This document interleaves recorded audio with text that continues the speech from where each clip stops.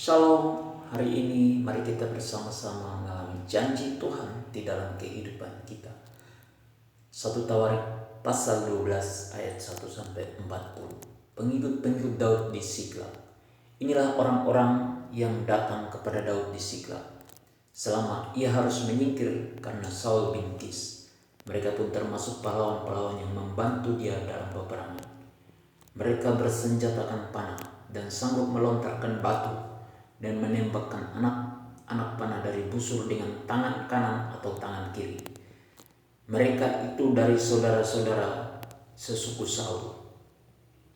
Dari orang Benyamin, Abiezer kepala dan Yoas, anak-anak Sema'a orang Gibea, Yeziel dan Pelet anak-anak Asmawet, Beraka dan Yehu orang Anatot, Yismaya orang Gibeon, seorang pahlawan di antara ke-30 orang itu yang mengepalai 30 orang, Yeremia, Yahaziel, Yohanan dan Yozabad orang Gedera, Eluzai, Yerimot, Bealia, Semaria dan Sefaca orang Harufi, Elkana, Yisia, Asarel, Yoezer dan Yasobam orang-orang Korah, Yoela, Zebaja, anak-anak Yeroham dari Gedor. Juga dari orang Gad ada yang memisahkan diri dan pergi kepada Daud ke kubu di padang gurun, yakni pahlawan-pahlawan yang gagah perkasa, orang-orang yang sanggup berperang, yang pandai menggunakan perisai dan tombak, dan rupa mereka seperti singa dan cepatnya seperti kijang di atas pegunungan. Ezer kepala, Obadjah orang kedua, Eliab orang ketiga, Misman orang keempat, Yeremia orang kelima, Atai orang keenam, Eliel orang ketujuh, Yohanan orang kedelapan, Elzabad orang kesembilan, Yeremia orang kesepuluh, Makbanai orang kesebelas. Mereka itulah dari Bani Gad, kepala-kepala pasukan. Satu orang yang paling kecil sanggup melawan 100 orang, dan yang paling besar sanggup melawan 1000 orang. Mereka itulah yang menyeberangi sungai Yordan di bulan pertama, sekalipun sungai itu meluap sepanjang tepinya, dan merekalah yang menghalau seluruh penduduk lembah ke sebelah timur dan ke sebelah barat. Sebagian dari Bani Benyamin dan Yehuda datang kepada Daud di kubu itu. Lalu keluarlah Daud menyongsong mereka. Berkatalah ia kepada mereka, "Jika kamu datang kepadaku dengan maksud damai untuk membantu aku, maka aku rela bersekutu dengan kamu. Tetapi jika untuk menyerahkan aku dengan tipu muslihat kepada lawanku, sedang aku tidak melakukan kelaliman, maka biarlah Allah nenek moyang kita melihat itu dan menghukum kamu." Lalu roh menguasai Amasai, kepala ke-30 orang itu. "Kami ini bagimu, hai Daud, dan pada pihakmu, hai anak Isai. Sejahtera, sejahtera bagimu dan sejahtera bagi penolongmu. Sebab yang menolong engkau ialah Allah." Kemudian Daud menyambut mereka dan mengangkat mereka menjadi kepala pasukan. Juga dari Manasye ada yang menyeberang memihak kepada Daud ketika ia bersama-sama orang Filistin memerangi Saul. Sebenarnya ia tidak menolong mereka, sebab setelah mengambil keputusan raja-raja kota, orang Filistin itu menyuruh dia pergi. Katanya, "Mungkin dengan taruhan kepala kita, ia menyeberang memihak kepada tuannya Saul." Pada perjalanannya ke Siklag, sebagian dari suku Manasye, Adna, Yozabad, Yadiel, Mikael, Yojabat, Elihu dan Ziletai, kepala-kepala pasukan 1000 suku Manasye menyeberang memihak kepadanya. Mereka ini membantu Daud melawan gerombolan, sebab mereka semua adalah pahlawan-pahlawan yang gagah perkasa dan kepala dalam tentara.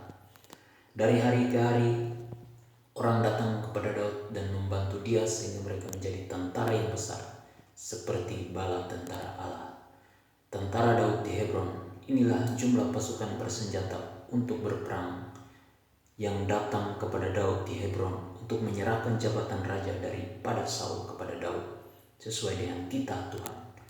Bani Yehuda yang mengangkat perisai dan tombak ada 6.800 orang yang siap untuk berperang. Dari Bani Simeon pahlawan-pahlawan yang gagah perkasa untuk berperang ada 7.100 orang. Dari Bani Lewi ada 4.600 orang. Ditambah dengan Yoyada, pemimpin kaum Harun, dan bersama-sama dia ada 3.700 orang. Selanjutnya Zadok, seorang pahlawan muda yang gagah perkasa dengan 22 orang pemimpin dari puaknya. Dari Bani Benyamin, saudara-saudara sekutu Saul, ada 3.000 orang. Sampai pada waktu itu, kebanyakan dari mereka masih tetap patuh kepada keluarga Saul. Dari Bani Efraim 20.800 orang, pahlawan yang gagah perkasa, orang-orang yang kenamaan di antara puak-puak mereka. Dari suku Manasye, suku yang setengah itu ada 18.000 orang yang ditunjuk dengan disebut namanya untuk pergi mengangkat Daud menjadi raja. Dari Bani Isakar, orang-orang yang mempunyai pengertian tentang saat yang baik, sehingga mereka mengetahui apa yang harus diperbuat orang Israel. 200 orang kepala dengan segala saudara sesepunya yang di bawah perintah mereka. Dari Zebulon, orang-orang yang sanggup berperang, yang pandai berperang dengan berbagai-bagai senjata, 50.000 orang yang siap memberi bantuan dengan tidak bercabang hati. Dari Naftali 1.000 orang pemimpin, dan bersama-sama mereka 37.000 orang yang membawa perisai dan tombak. Dari orang Dan, orang-orang yang siap untuk berperang, 28.600 orang. Dari Asyar, orang-orang yang sanggup dan pandai untuk berperang, 40.000 orang. Dari seberang sungai Yordan, yakni dari orang Ruben, orang Gad, dan setengah suku Manasye yang lain, orang-orang yang membawa berbagai-bagai senjata perang, 120.000 orang. Sekaliannya itu prajurit-prajurit, orang-orang dalam barisan tempur, datang ke Hebron dengan tulus hati untuk mengangkat Daud menjadi raja atas seluruh Israel. Memang juga seluruh orang Israel yang lain dengan bulat hati hendak mengangkat Daud menjadi raja. Mereka tinggal di sana bersama-sama Daud 3 hari lamanya, makan dan minum, sebab saudara-saudara mereka menyajikan makanan bagi mereka. Juga orang-orang yang tinggal dekat mereka, bahkan dari Isakar, Zebulon, dan Naftali, membawa makanan dengan memakai keledai, unta, bagal, dan lembu, yakni bahan makanan tepung, kue ara dan kue kismis, anggur dan minyak, lembu sapi dan kambing domba, dalam jumlah besar, sebab ada sukacita di Israel. Perintah Tuhan. Sebagai orang percaya, kita harus menjadi berkat dan membawa perdamaian bagi semua orang. Janji Tuhan buat kita hari ini yaitu damai sejahtera Tuhan dan sukacita akan memenuhi kehidupan kita. Amin. Tuhan Yesus memberkati.